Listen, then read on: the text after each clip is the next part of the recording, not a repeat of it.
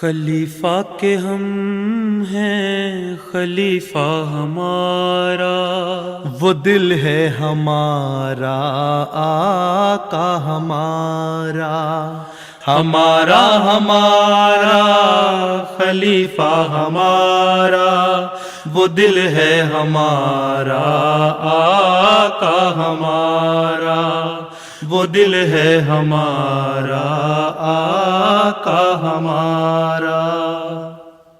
Assalamu alaikum and welcome back to This Week with Huzur. We are honored to present highlights from two mulaqats with delegations of Khaddam from Holland and the USA. We begin with Sunday's mulaqat, where Hadrat Khalifatul Masih Ayyadahullah Ta'ala Banasrihil Aziz graciously met with members of Majlis Khuddam al-Ahmadiyya from Holland. Last Sunday, the National Amla and Qaideen of Majlis Khuddam al-Ahmadiyya Holland had the blessing of having a mulaqat with Hazrat Khalifatul Masih V, Ayyadahullah Ta'ala Banasrihil Aziz. The Khuddam all had the opportunity to introduce themselves and present updates on their departments and seek Hazrat Amirul Mu'mineen's guidance. One of the Khuddam who served as Secretary Umumi received guidance in relation to his department. عمومی کام ہے کہ جو جماعتی property ہیں ان کی security کا خیال رکھنا، آج کل کے حالات میں نمازوں کے وقت سیکیورٹی کا خیال رکھنا، جلسوں پہ اجتماعوں پہ سیکیورٹی کا خیال رکھنا، اور عمومی طور پر نظر رکھنا ارد گرد، یہ ساری چیزیں آپ لوگوں کا کام ہے۔ وہ تمہیں اطفال ہو؟ جی۔ اچھا، کتنے اطفال ہیں؟ تو لاسٹ اپ ڈیٹ کے مطابق 198 ہے۔ نئے فون شامل نہیں ہوئے کوئی؟ جی حضور اس پہ بھی کام ہو رہا ہے۔ اچھا جی جی، کیا کام ہو رہا ہے؟ لوگوں کو تحریک کر رہے ہیں کہ بچے زیادہ پیدا کریں؟ حدیث میں ہے نا کہ مسلمان وہ ہیں جو اپنی تعداد بڑھاتے ہیں زیادہ، عام صلی اللہ نے پسند فرمایا ہے زیادہ اولاد کو۔ آج کل یہاں فیملی پلاننگ میں اولاد ہی نہیں پیدا ہوتی۔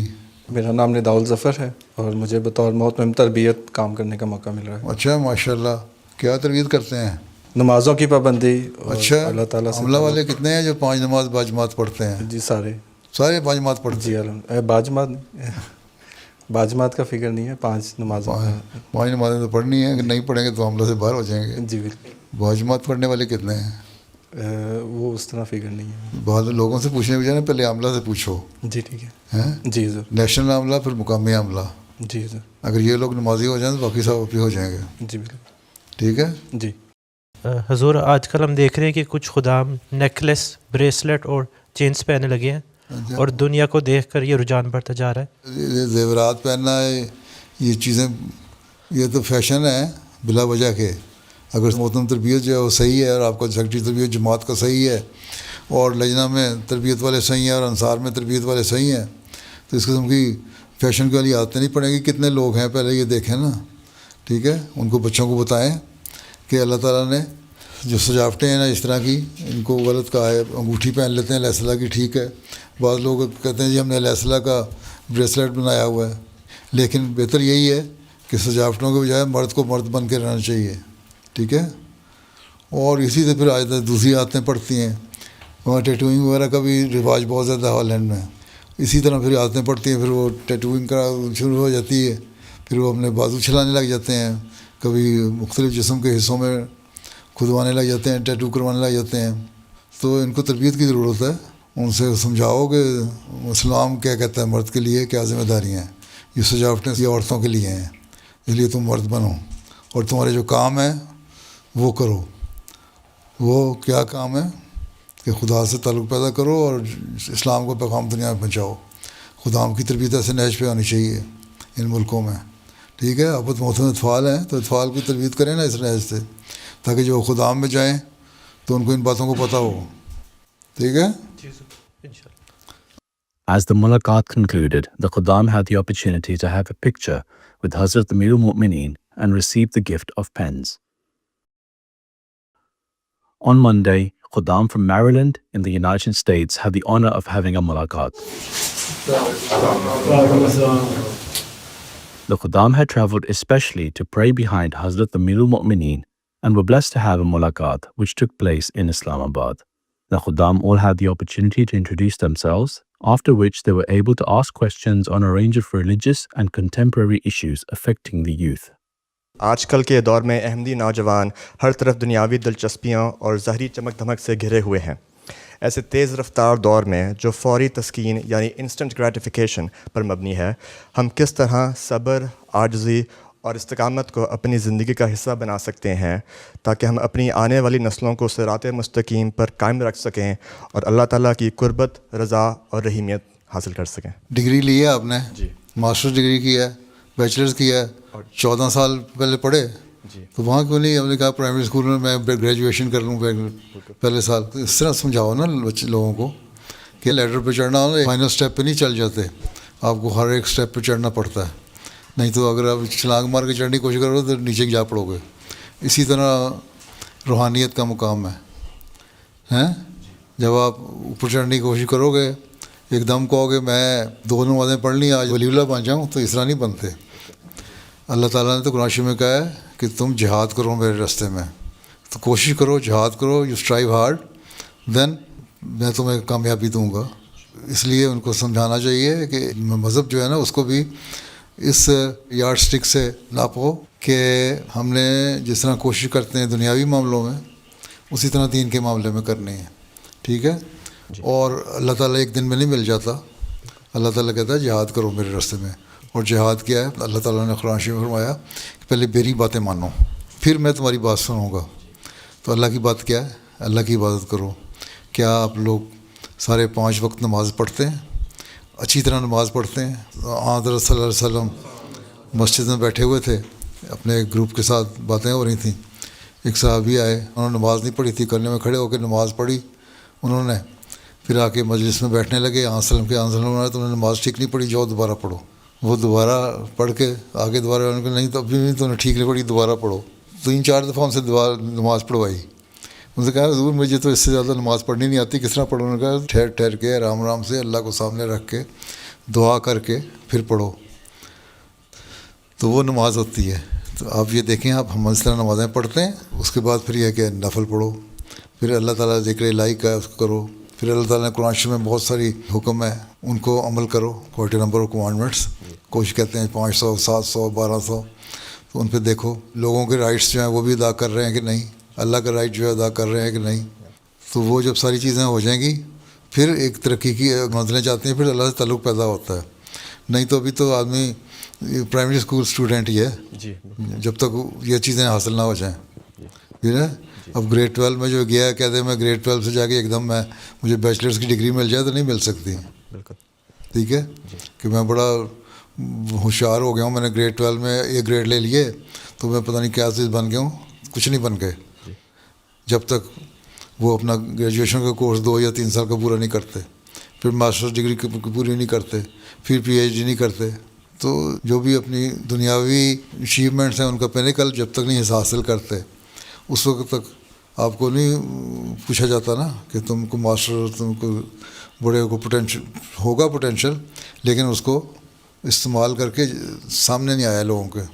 اسی طرح دین کا معاملہ ہے، اگر آپ کے اندر پوٹینشیل ہے بھی دین سیکھنے کا، جب تک اس کو استعمال نہیں کرو گے صحیح طرح اور اللہ کی باتیں نہیں مانو گے، تو اس طرح تو صرف گریٹیفیکیشن سے کام تو نہیں بن جاتا۔ جس طرح صبر کرتے ہو نا پرائمری سے لے کے بیچلرز کرنے تک 14-15 سال، اسی طرح یہاں بھی صبر کرو، ٹھیک ہے؟ اور سیکھو۔ بیچ میں 4 نمازیں پڑھ کے، رمضان کا 1 مہینہ 5 نمازیں پڑھ کے کہہ دیا کہ ہم نے اللہ تعالیٰ کو دیکھا نہیں، دیکھنا کہاں سے؟ 1 مہینے میں تو نظر آئے گا اللہ بھی، ہاں؟ اللہ تعالیٰ کہتا ہے مجھے دیکھنے کے لیے میری مانو۔ انہی رمضان کے روزوں کی آیتوں میں اللہ تعالیٰ نے فرمایا ہے کہ مجھے پہ ایمان بھی پکا کرو اور پھر میرے سے مانگو، پھر میں تمہاری سنوں گا، انشاءاللہ۔ ٹھیک؟ جزاک اللہ۔ میرا سوال ہے، کیا مرنے والی کی روح کو موت کے بعد کوئی شعور یا علم ہوتا ہے؟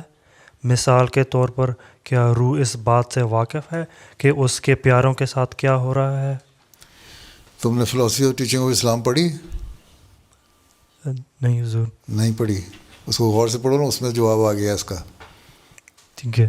موت کے بعد روح اس جسم سے علیحدہ ہو جاتی ہے اللہ تعالیٰ کے پاس، اور وہاں اللہ تعالیٰ اس کو ایک نیا جسم دیتا ہے، وہ جسم یہ جسم نہیں ہوتا، ٹھیک ہے؟ تبھی تو اللہ تعالیٰ کہتا ہے جو جہنم میں جانے والے ہیں ان کو جلایا جائے گا، ان کی جلدیں جل جائیں گی، پھر ان کو نئی جلد ملے گی، پھر جلائیں گے سزا ملنے کے لیے، جو بہت زیادہ گناہ گار ہیں۔ تبھی ہو سکتا ہے نا، یا جو جنت میں جانے والے ہیں وہ انجوائے کریں گے. تو وہ ایک اور جسم ہے جو حضرت مسیح علیہ السلام نے اس کی بڑی تشریح وضاحت سے کی ہوئی ہے اسلامی اصول کی فلاسفی میں، کہ یہاں سے جانے کے بعد ان کو جسم مل جاتا ہے اور ان کو اللہ تعالیٰ بتا بھی دیتا ہے کہ تمہارے لوگ جو تمہارے لیے دعائیں کر رہے ہیں وہ تمہارے پہنچ رہی ہیں تمہارے درجات کی بلندی کے لیے. اس لیے حدیث میں آیا کہ جب فوت ہو جائے بندہ تو کم از کم 40 دن اس کی قبر پہ جا کے دعا کرو، اس کے قریبی رشتہ دار، تاکہ اللہ تعالیٰ اس کے درجات بلند کرے. تو اس کا اسٹیٹس پھر کرنے کے لیے اللہ تعالیٰ کہتا ہے دعا بھی کرتے رہو، لوگوں کو اس طرف توجہ دلائی نا.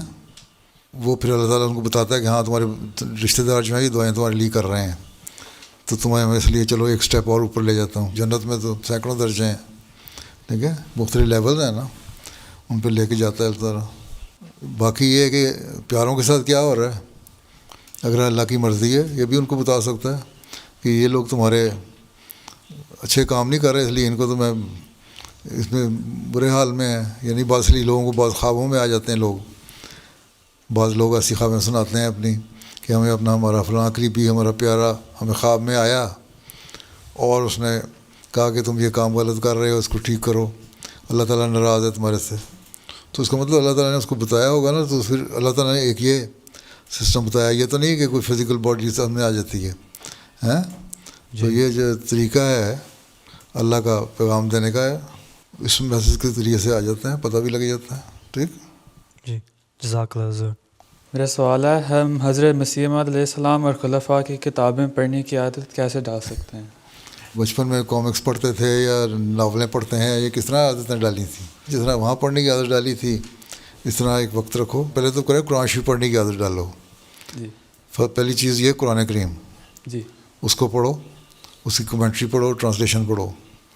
اس میں بہت ساری باتیں پتہ لگیں گی اور بہت ساری باتیں ایسی ہوں گی جو سمجھ نہیں آئیں گی. ان کو سمجھنے کے لیے پھر کتابیں حضرت مسیح علیہ السلام کی پڑھو یا خلفاء کی تفسیریں پڑھو. اب تو بڑا آسان ہو گیا معاملہ، الاسلام پہ ساری قرآن کریم ہے نا، ویب سائٹ پہ جاؤ تو وہاں قرآن کی جو اپلیکیشن ہے وہ کھولو ہیں، اس پہ آیت آ جائے گی کوئی یا صورت آ جائے گی، اس کو دوبارہ کلک کرو تو اس کے کارنر پہ آ جائے گا تفسیر، کومنٹری. اس کومنٹری کو دوست پہ لکھا ہوگا حضرت مسیح علیہ السلام کی کومنٹری، خلیفہ اول کی کومنٹری، خلیفہ ثانی کی، خلیفہ رابع کی، یا بعد میں تقریروں، انہیں سے پھر تمہیں ریفرنس مزید مل جائیں کہ بعد کے خلفاء نے بھی تقریریں کی ہوئی ہیں. ٹھیک ہے جی. اور ان میں تقریروں میں ان آیتوں کو پتہ لگ جاتا ہے. تو جب پڑھو گے تمہیں تو کتابیں پڑھنے کا شوق پیدا ہو. جب وہ کومنٹری پڑھو گے ان کومنٹریز میں ہی کتابوں کے ریفرنسز ہیں تو اس میں تمہارا انٹرسٹ ڈیولپ ہوگا. دوسرے یہ ہے کہ بعض دفعہ تم ساری کتاب نہیں پڑھ سکتے. اب اردو والوں کے لیے تو ریفرنس مختلف ٹاپکس کے اوپر دے کے مرزا غلام احمد قادیانی علیہ السلام اپنی تحریروں کی روح سے ایک کتاب ہے، ٹھیک ہے. لیکن انگلش والوں کے لیے بھی ایسنس آف اسلام 5 والیوم میں یا 6 والیوم میں اب کتاب آ گئی ہے، ٹھیک ہے. اس میں ڈفرینٹ ٹاپکس جو ہے نا حضرت مسیح علیہ السلام کے کتابوں کے ریفرنسز ان ٹاپکس پہ دیے ہوئے ہیں. وہ جب تم انڈیکس کھولو گے، اپنے انٹرسٹ کا ٹاپک نکالو گے تو پڑھنا شروع کرو گے تو اس میں ریفرنس لکھا ہوگا کہ یہ جو ریفرنس ہے، یہ جو پیسج لیا ہوا ہے یہ فلاں بک سے لیا ہوا ہے. پھر تمہیں شوق پیدا ہوگا کہ اس کتاب کو پڑھو. تو اس طرح انٹرسٹ ڈیولپ ہوتا ہے. یہ تو خود کوشش کرنی پڑے گی. اب کہانیوں کی کتابیں کہ تم سارا دن انٹرنیٹ پہ بیٹھے رہو اور سیل فون کو نہ چھوڑو اور اس قسم کی کتابیں پڑھ رہے ہو، یا دوسری کتابیں ناولیں پڑھتے رہو ہیں، کنڈل پہ جا کے کھولو اور اس پہ ناولیں پڑھنے شروع کر دو تو کھول کے کتابیں شروع کر دو پڑھنی. کنڈل پہ کتابیں بھی آئی ہوئی ہیں. انٹرنیٹ اور اے آئی کے دور میں ہم اپنے آپ کو کیسے غلط معلومات اور مس انفارمیشن سے کیسے محفوظ رکھ سکتے ہیں؟ اللہ تعالیٰ نے آپ کو دماغ دیا ہوا ہے نا، ماشاء اللہ. آپ جانتے ہیں نا کہ یہ چیز غلط ہے، یہ صحیح ہے، یہ صحیح ہے، یہ غلط ہے. جب آپ دیکھ رہے ہوتے ہیں تو خود جج کریں ہر چیز کو. اللہ تعالیٰ نے تو قرآن شریف میں پہلے ہی فرما دیا ہے. شیطان نے کہا تھا کہ میں انسانوں کو بھڑکاؤں گا. اللہ تعالیٰ نے آدم کو پیدا کیا، اس کو بتایا تھا کہ یہ چیزیں صحیح ہیں، یہ غلط ہیں. شیطان بڑے طریقے سے آیا، جیسا آج کل کا اے آئی دور ہے یا کوئی اور مختلف قسم کی اٹریکشنز دی جاتی ہیں، کوئی انسینٹیوز دیے جاتے ہیں، اس کے آدمی اس کی طرف چلا جاتا ہے. تو شیطان نے کہا تھا میں اس طرح کی باتیں کروں گا تو یہ میرے پیچھے چلیں گے. اور صحیح بات نہیں. اور اس نے آدم کو بھی بھڑکا دیا کہ دیکھو تمہیں اللہ تعالیٰ نے کیوں کہا ہے کہ یہ کام نہ کرو؟ اس لیے کہ تم جنت میں رہ جاؤ گے. وہ غلطی ہو گئی آدم سے, اس نے وہ کام کر لیا. اللہ تعالیٰ نے کہا اچھا اب تم زمین میں جا کے رہو. مطلب یہ تھا پہلے بھی آدم زمین پہ ہی تھا, ایک آسمان پہ نہیں تھا, لیکن یہ تھا کہ اب تمہارے پاس دنیا کے لوگوں میں رہ کے تمہارے پاس چوائس ہوں گے, اچھے کام کرنے کے بھی برے کام کرنے کے لیے. اور اگر تم شیطان کی باتوں میں آؤ گے, برے کام کرو گے تو تمہیں سزا ملے گی. اور اچھے کام جو میں نبیوں کے ذریعے سے, فرشتوں کے ذریعے سے تمہیں حکم بھیجتا رہوں گا, وہ کرو گے تو تمہیں ریوارڈ ملے گا. تو اے آئی ہو یا کوئی چیز ہو, اے آئی میں بہت سارے کام اچھے بھی ہو رہے ہیں. بعض لوگ ترجمے کرنے کے لیے کر لیتے ہیں. آپ لوگ مثلا انگلش کو اردو میں لینے کے لیے, اردو کو انگلش میں کرنے کے لیے اے آئی استعمال کر لیتے ہیں, آپ کو فائدہ ہو جاتا ہے نا اس کا. اور بہت ساری انفارمیشن اچھی بھی ہیں دنیا میں, ان کو آپ لے سکتے ہیں, اس سے معلومات لے سکتے ہیں. اور انفارمیشن آپ کی ہے, اب تو دنیا میں ہر چیز سامنے آ گئی ہوئی ہے. انٹرنیٹ پہ بہت ساری اپلیکیشن ہیں, انسائکلوپیڈیا آ گئی, ویکیپیڈیا آ گئی, فلاں چیز آ گئی, فلاں آ گئی. تو ان میں دیکھ کے آپ انفارمیشن لے سکتے ہیں اور پھر جج کریں خود ہی کہ کون سی اچھی ہے, کون سی بری ہے, کون سی میرے فائدے کی ہے, کون سی نہیں فائدے کی. اللہ تعالیٰ کہتا ہے میں نے انسان کو دماغ بھی دیا ہے اور علم بھی دیا ہے. اب دماغ کو اور علم کو استعمال کرو اور پھر اس کا بیٹر یوز کرو, وہ ہوگا تو پھر تم میرے قریب آ جاؤ گے. میرا سوال یہ ہے کہ ہم کسی مشکل میں کیسے بتا سکتے ہیں کہ یہ اللہ تعالیٰ سے طرف آزمائش آئی ہے یا سزا آئی ہے؟ دیکھیں انسان کو مشکلات تو آتی رہتی ہیں. اگر آپ بیمار ہو گئے تو ایک نیچرل چیز ہے, انسان اچھا بھی ہوتا ہے, بیمار بھی ہوتا ہے, اس میں مشکل ہوتا ہے. بعض دفعہ بیماری بہت زیادہ تکلیف دہ ہو جاتی ہے. آدمی کہتا ہے کہ اس مشکل میں پتہ نہیں کہ شاید مجھے سزا مل رہی ہے, اس میں لوگ سوچنے لگ جاتے ہیں. ایک صحابی نے وسلم کے ہاتھ پہ ہاتھ رکھا, بہت زیادہ گرم تھا, طبیعت خراب تھی. آگے آپ کو بھی بخار لگتا ہے بہت ہوا ہے. انہوں نے کہا مجھے بہت شدید بخار ہے اور مجھے تم لوگوں سے زیادہ تکلیف ہوتی ہے بیماریوں کی. بخار بھی مجھے آتے ہیں اور بہت ساری چیزیں آتی ہیں, لیکن مجھے اللہ تعالیٰ نے برداشت بھی دی ہوئی ہے. میں اللہ کا شکر پھر بھی ادا کرتا ہوں اور یہی کہتا ہوں, دعا مانگتا ہوں کہ اللہ تعالیٰ اس بیماری کو دور کرے اور میں کسی قسم کی ناشکری نہ ہو کبھی. ٹھیک, تو اللہ تعالیٰ کہتا ہے کہ تمہاری جو مشکلات آتی ہیں تو ان پہ شکر گزاری کرو. اور اللہ تعالیٰ نے تو قرآن شریف میں فرمایا کہ تمہیں میں مختلف قسم کی مصیبتوں سے, بھوک سے, پیاس سے, تکلیفوں سے, بیماریوں سے, ان سے آزماؤں گا. ٹھیک ہے, اور جو صبر کرنے والے لوگ ہیں وہ ان باتوں پہ جب ان کو ٹرائل آتے ہیں تو انا للہ و انا الیہ راجعون پڑھتے ہیں. تو تم اگر یہ پڑھو, بعض دفعہ ٹرائل بڑے لمبے ہو جاتے ہیں. ٹھیک ہے, ہاں اگر آپ نیک کام کر رہے ہیں, خدا کی عبادت بھی کر رہے ہیں, چیریٹی بھی دے رہے ہیں, صدقہ بھی دے رہے ہیں, لوگوں کے حق بھی ادا کر رہے ہیں, تو پھر اس کے باوجود اگر ٹرائل لمبے ہو رہے ہیں, اس کا مطلب ہے کہ اللہ تعالیٰ بھی آپ کو آزما رہا ہے. You are still going through trial. تو اگر جلدی ہو جائے گا تو ٹھیک ہے. مسلم السلام نے ایک جگہ لکھا ہے کہ بعض دعا دیر سے قبول ہوتی ہے, اور جب دعا دیر سے قبول ہونی ہوتی ہے اس کا مطلب یہ ہوتا ہے اللہ تعالیٰ کی مرضی ہوتی ہے کہ بندہ اور دعا کرے تو میں زیادہ اچھی طریقے سے اس کو قبول کروں. یہ بھی ایک طریقہ ہے اللہ تعالیٰ کا. بعض دفعہ ٹرائل لمبے ہو جاتے ہیں تاکہ زیادہ دعا ہو, پچھلے سارے گناہ معاف ہو جائیں. اگر برا کام کر رہے ہیں آپ, نہ نمازیں پڑھ رہے ہیں, لوگوں کے حقوق ادا نہیں کر رہے, اور بے شادہ گناہوں میں مبتلا ہو, اور پھر مشکل میں جاتے ہیں, تو وہ اس کے لیے اگر ٹرائل آتا ہے تو وہ ٹرائل نہیں ہے, وہ سزا ہے. وہ سمجھو کہ سزا مل رہی ہے, کچھ تو اللہ نے اس میں دنیا میں دے دی, کچھ اگلے جہان میں. اور پھر یہ بھی ہے کہ بعض دفعہ اللہ تعالیٰ, بعض ایسے گناہ ہوتے ہیں آدمی کو پتہ نہیں ہوتا, غلطیاں ہوتی ہیں, ان کے بدلے اگر یہاں اس دنیا میں سزا دیتا ہے, یہ ٹرائل ہوتے ہیں بعض, تو اللہ تعالیٰ یہاں معاف کر دیتا ہے اور اگلے جہان میں جا کے پھر سزا نہیں ملتی. تو یہ بھی اللہ تعالیٰ کا ایک طریقہ ہے. تو اس لیے ہر حالت میں اللہ کا شکر ادا کر کو اسے مانگتے رہو, اور اسے کہو یہ ٹرائل جو ذرا میرے سے زیادہ نہ ہو. تو اللہ تعالیٰ نے یہی دعا سکھائی ہے کہ یہی دعا کرتے رہو کہ مجھ سے اتنا لمبا ٹرائل میں ڈال کہ میں اس کو برداشت نہ کر سکوں, یا ایسی مشکلوں میں مجھے نہ ڈال جو پہلے لوگوں کو نہیں. تو صبح فجر کی نماز بھی میں نے جو سورت پہلی رکعت میں پڑھی تھی, اس کی جو آخری آیت ہے وہ یہی ہے نا, معافی مانگنے کی اللہ تعالیٰ سے کہ ہمارا مواخذہ نہ کر, ہمیں ہمارے جو ٹرائل میں سے گزار زیادہ لمبا نہ گزار ہیں, اور ہمیں رحم کر. ٹھیک ہے, یہی دعا پڑھتے ہیں نا. تو وہ اس لیے میں بار بار پڑھتا ہوں یہ بات صورتیں, اور آیتیں کہ آدمی کو یاد ہو جائیں. تو آپ لوگ بھی یاد کریں تو آپ کو پتہ لگ جائے گا اس کے کیا میسج ہے اس کے اندر. اس پہ ٹرائل سے گزر جاؤ گے آرام سے. ٹھیک ہے. جزاکم اللہ. اور چھوٹی موٹی باتوں کو بڑے بڑے ٹرائل جگہ ہوا استعمال کر لینا تو ایسی بات نہیں. چھوٹے موٹی مشکلیں تو آتی ہیں, انسان دنیا میں رہتا ہے تو ان ٹرائل سے گزرنا ہوتا ہے. ٹھیک ہے. جزاک اللہ حضور. آج کی دور میں جب ہر طرف تکلیفیں اور مشکلات نظر آتی ہیں, ہم کس طرح امید پہ قائم رہ سکتے ہیں اور اللہ تعالیٰ پر توکل پیدا کر سکتے ہیں؟ بتایا نا میں نے ابھی اس کو. جی. انسان کے ساتھ لگی ہوئی ہیں تکلیفیں مشکلات. اگر آپ اللہ تعالیٰ کو نہیں مانتے, ایتھیسٹ ہے, اس کو نہیں تکلیفیں آتی؟ جی آتی ہیں نا. وہ بھی سارے تکلیفوں سے گزر رہا ہوتا ہے نا. جو دوسرے مذہب کے لوگ ہیں ان کو بھی آتی ہیں. جی. ہر ایک گزر رہا ہے. جو پیگن ہے اس کو بھی آتی ہے, جو بتوں کو پوجا کر رہا ہے اس کو بھی آتی ہیں. جی. تو یہ تو ہر ایک کو تکلیفیں آتی ہیں. لیکن جو مومن ہے جب اس کو آتی ہیں تو اس دعا کرتا ہے, اس کو توکل ہوتا ہے کہ میں جو دعا کروں گا یا صدقہ خیرات کروں گا تو اللہ تعالیٰ ان مشکلات کو میرے لیے آسان کر دے گا. جی. مجھے محسوس نہیں ہوں گی, یا اگر ہوں گی تو اس کا ریوارڈ مجھے اگر یہ اس دنیا میں نہیں تو اگلے جہان میں مل جائے گا. ٹھیک ہے. پر چھوڑنا تو میں نے کہیں نہیں, جانا تو اللہ کے پاس ہی ہے.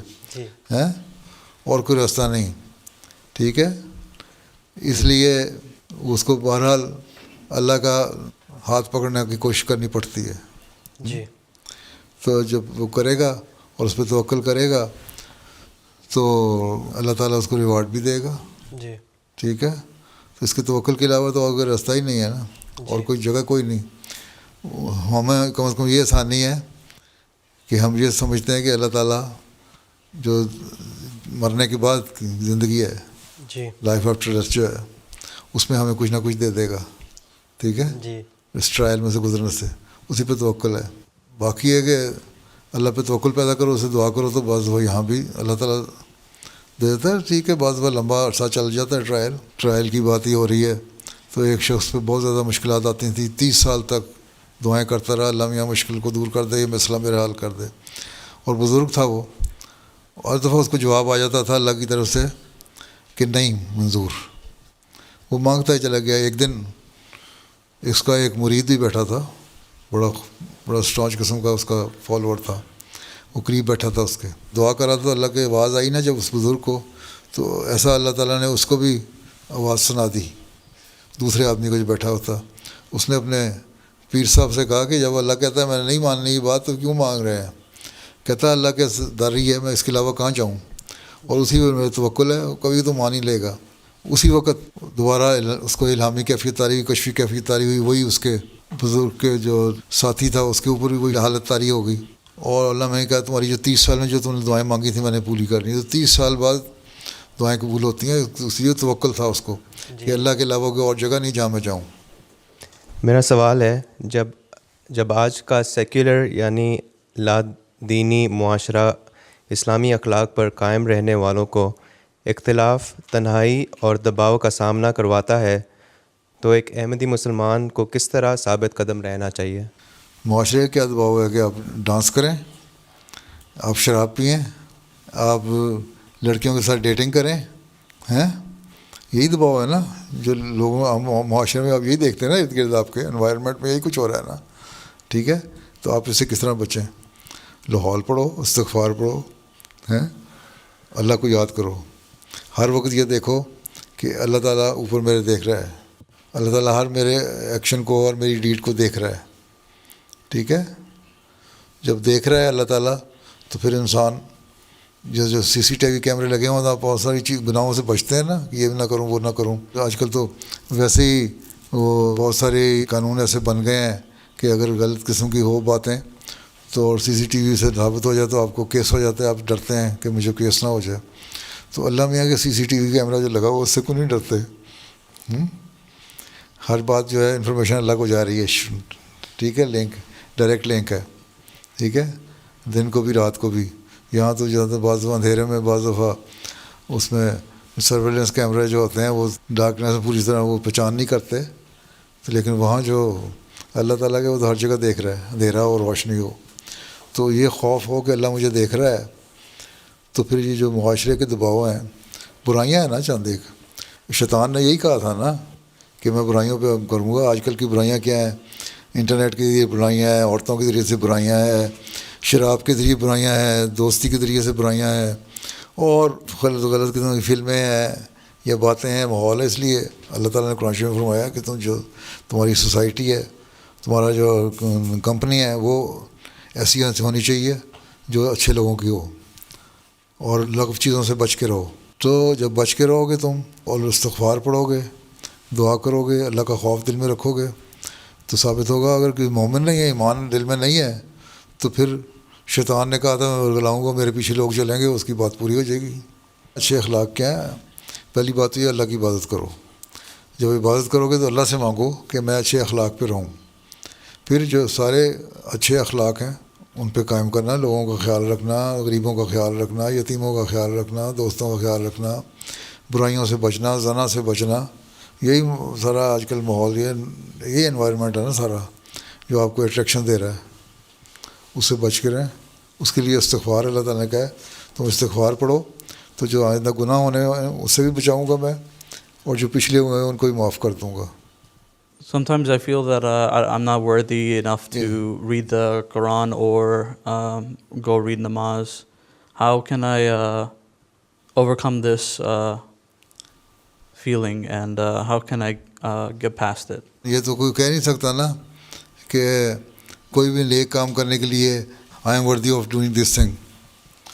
کچھ نہیں کہہ سکتے. بہت سارے کام ایسے ہیں جو آپ دنیا میں بھی کرتے ہیں، آپ سمجھ نہیں آتی بعض چیزیں. نیکی کے کام ہے، قرآن کریم اللہ کا کلام ہے. اس لیے یہ کہنا کہ میں گناہ گار آدمی ہوں تو میں اللہ کا کلام پڑھوں گا، تو اللہ کا کلام پڑھو گے تو گناہ دور ہوں گے نا. اگر آپ میں ایک بیماری ہے، سر درد ہو رہی ہے تو کہہ دو جی میرے سر میں درد ہو رہی ہے، میں تو میرے سر دور نہیں ہو سکتی، میں کسی سے فرق نہیں پڑ سکتا، تو اس کا علاج اللہ نے بتایا کہ دوائی کھاؤ، پیراسیٹامول کھا لو گے درد اچھی دور ہو جائے گی. تو اسی لیے اگر کوئی گناہ کی بات ہے اور اگر آپ نے آپ کو ورتی سمجھتے ہو اس کے لیے کہ قرآن شریف تو بڑا پاک کلام ہے اور میں گناہ گار ہوں، میں اس پاک چیزوں کس طرح ہاتھ لگاؤں، ٹھیک ہے، یہی خیال آتا ہے نا. خوف ہوتا ہے نا اللہ کا. جب اللہ کا خوف دل میں پیدا ہوگا تو اس کا مطلب ہے تم پھر دعا کرو گے اللہ میاں سے کہ مجھے صاف کر دے، پاک کر دے. اور اس کے لیے اللہ تعالیٰ نے طریقہ بتایا کہ تم عبادت کرو اللہ کی، اللہ کا ذکر کرو. اللہ کا ذکر جو ہے، جو غلط خیالات سے، غلط باتوں سے پاک ہو جاتا ہے انسان ان سے. ٹھیک ہے، جب پڑھو گے ایک نیک کام کرو گے ہی نہیں تو تم اس کے صاف کس طرح ہو گے. اب کہہ دو جی یہ میتھمیٹکس جو ہے بڑے مشکل سوال ہے، میں اس کو سمجھ نہیں سکتا، لیکن تمہارے سبجیکٹ میں اسکول میں ہے، یہ پڑھنا ہے تم نے. اب اس کے لیے ٹیچر سے ہیلپ لو گے، خود محنت کرو گے تو سمجھ آ جائے گی نا. تمہارے اندر تو کوئی ایسی صلاحیت نہیں نا سیکھ لو، لیکن اس کی اسٹرگل کرنی پڑے گی نا سیکھنے کے لیے. اسی طرح اللہ تعالیٰ کے کلام پڑھنے کے لیے، نیکی کے کام کرنے کے لیے، یا کوئی بھی نیک کام کرنے کے لیے کوشش کرنی پڑتی ہے. اس لیے اللہ تعالیٰ نے قرآن کریم میں فرمایا ہے کہ تم جہاد کرو. پہلے بھی میں نے بتایا تھا کہ کوشش کرو. جب تم اچھی طرح کوشش کرو گے، محنت کرو گے، تو پھر اللہ تعالیٰ آسانیاں پیدا کر دے گا تمہارے لیے، اور تم اس کو سمجھنے لگ جاؤ گے اور پھر اس کے نیکیوں پہ عمل کرنے لگ جاؤ. یہ خیال جب پیدا ہو جائے کہ میں گناہ گار ہوں تو اس پہ استغفار نیچرل اس کا بھی یہی ہوتا ہے نا کہ اس کا کس طرح اس کو میں اوور کم کر سکتا ہوں. یہی تمہارا سوال ہے نا. تو اس کے کم کرنے کے لیے استغفار ہے. ٹھیک، پہلے اس کو بتایا تھا میں نے. استغفار پڑھو اور کوشش کرو کہ پڑھو، اور پھر اس کا صرف قرآن شریف تلاوت نہ کرو، مطلب پڑھو. اس میں دیکھ لو مختلف ٹاپکس دیے ہوتے ہیں، انڈیکس بھی بنا ہوتا ہے آج کل تو ہمارے قرآن شریف میں. اس میں دیکھو تمہیں کون سا ٹاپک اچھا لگتا ہے جو تمہاری اصلاح کرے. ٹھیک ہے، جو سیلف ریفرمیشن کے لیے بھی قرآن شریف کی آیتیں تلاش کرو، اور وہ اسی وقت ہوگا جو تم دیکھو، غور کرو گے اس پہ. ٹھیک ہے، نمازیں، دعائیں، استغفار، یہ چیزیں ہیں. اس کے لیے کوشش کرو گے تو ٹھیک ہو جاؤ گے. نہیں کوشش کرو گے تو صرف یہ کہہ دینا آئی فیل انورتھی آف ڈوئنگ دس تھنگ، تو یہ تو کوئی جواب نہیں ہے. ٹھیک ہے، پھر تو آپ پرائمری اسکول بھی پاس نہیں کر سکتے اگر کہتے ہیں کہ میں تو اس قابل نہیں کہ میں پڑھ سکوں، تو نہ آپ کو جغرافی سمجھ آئے گی، نہ بیولوجی سائنس سمجھ آئے گی، نہ میتھمیٹکس سمجھ آئے گا. گریڈ 12 میں جاؤ گے تو نہ بیولوجی اور کیمسٹری فزکس پڑھ رہے ہیں تو کچھ بھی سمجھ نہیں آئے گی. کہہ دو کہ مجھے تو سمجھ نہیں آتی، تو میرا تو ہے. حالانکہ اللہ تعالیٰ نے کہتا ہے میں نے تمہیں سب کو پوٹینشیل دیا ہوا ہے، اگر اس کو صحیح طرح استعمال کرو گے تو سب کچھ سمجھ آ جائے گا نا. اسی طرح اللہ تعالیٰ کے کلام پڑھنے میں جو تمہیں اللہ تعالیٰ نے دیا ہوا ہے، کوالٹیز دی ہوئی ہیں، ان کو استعمال کرو گے تو ٹھیک ہو جائے گا. جی جزاک اللہ. As the mulaqat concluded, the Khuddam had the opportunity to have a picture with Hazrat Amir al-Mu'mineen and receive the gift of pens. Those were highlights from just some of beloved Huzur's activities over the past week. We now end with our final segment, the Friday Sermon Summary. In today's Friday sermon, Huzur, may Allah be his helper, spoke regarding the Battle of Tabuk. Huzur, may Allah be his helper, related an incident of how the Holy Prophet ﷺ dealt with those who sought to harm him. بہرحال جب صبح ہوئی تو اوس قبیلے کے سردار حضرت اسید بن حضیر آپ کی خدمت میں حاضر ہوئے. حضور صلی اللہ علیہ وسلم نے انہیں بتایا کہ گزشتہ شب بعض منافقین نے یہ ارادہ کیا تھا کہ وہ گھاٹی میں حضور کا پیچھا کریں گے اور رات کی تاریکی میں اونٹنی کا ٹنگ کاٹ دیں گے اور اسے نوکدار چیز چبھائیں گے کہ وہ تیز چلے یہاں تک کہ وہ مجھے میری اونٹنی سے گرا دیں گے. اس پر حضرت اسید نے عرض کیا کہ یا رسول اللہ صلی اللہ علیہ وسلم، ہر قبیلے کو حکم دیں کہ وہ اس شخص کو قتل کر دے جو اس سازش میں شریک تھا. اور جوش میں آ کر کہنے لگے یا رسول اللہ صلی اللہ علیہ وسلم، ایسے لوگوں کو یوں ہی چھوڑ دیا جائے گا؟ ہم کب تک ان سے مداحنت کریں گے؟ حالانکہ آج وہ یعنی منافق قلت میں ہیں اور ذلیل ہو چکے ہیں اور اسلام نے قدم جما لیے ہیں. رسول اللہ صلی اللہ علیہ وسلم نے اس پر فرمایا میں پسند نہیں کرتا کہ لوگ کہیں کہ جب اس کے یعنی صلی اللہ علیہ وسلم کے اور مشرکین کے درمیان جنگ ختم ہوئی تو محمد صلی اللہ علیہ وسلم نے اپنے اصحاب کو قتل کرنا شروع کر دیا. حضرت اسید نے عرض کیا یا رسول اللہ، یہ لوگ اصحاب نہیں ہیں، ہمارے آپ کے ساتھی کب ہیں گے؟ رسول اللہ صلی اللہ علیہ وسلم نے فرمایا کیا وہ لا الہ الا اللہ کی شہادت کا اظہار نہیں کرتے؟ حضرت اسید نے کہا بے شک کرتے ہیں، لیکن ان کی کوئی شہادت نہیں ہے. یہ اوپر منہ سے کر رہے ہیں، دل میں تو کوئی شہادت نہیں ہے. آپ نے فرمایا کیونکہ وہ کلمہ شہادت کا اقرار کرتے ہیں، منہ سے ہی کہتے ہیں بے شک، اس لیے میں ان کو قتل نہیں کروں گا. آج کل کے نام نہاد علماء جو ہیں جو فتوے دیتے ہیں کلمہ پڑھنے والوں کو قتل کر دو، ان کو یہ ارشاد سامنے رکھنا چاہیے.